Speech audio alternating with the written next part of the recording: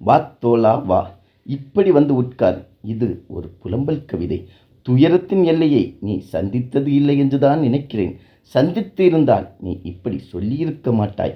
கண்ணின் மையையும் வெளிச்சம் என்றாக்கும் இருட்டுக்குள் ஓர் இரவு வாழ்ந்திருக்கிறாயா நீ? துடியாய் துடித்து சுக்கு நூறாய் சிதறி அழியும் இதயத்தை வாரி அள்ளிக்கொண்டு திசை தெரியாமல் ஓடியிருக்கிறாயா? எங்கு ஓடியும் எந்த வழியும் தெரியாமல் விழுந்து புரண்டு வெடித்து வெடித்து கதறியிருக்கிறாயா நீ? ஒரு சில்லறையை சுண்டும்போது கூட தலையா பூவா என்ற எண்ணம் நமக்கு வெகு தூரத்திற்கு முன்னமேயே ஓடும். ஒரு மரணத் தோல்வியின் எண்ண மின்னல்கள் எத்தனை திசையில் எப்படியெல்லாம் பாயும் என்று உனக்கு தெரியுமா? ஆற அமர்ந்து கதை கேட்பவர்களுக்கு நரக நெருப்பின் வேதனை தெரியாது. புலம்பலுக்கு இதுதான் என்று நிர்ணயிக்கப்பட்ட திசை எதுவும் ஒன்றும் கிடையாது. வா தோழா வா, வழி தெரியாத வழி நிறைந்த வாழ்க்கையையே வாழ்ந்துதான் பார்க்கணும்.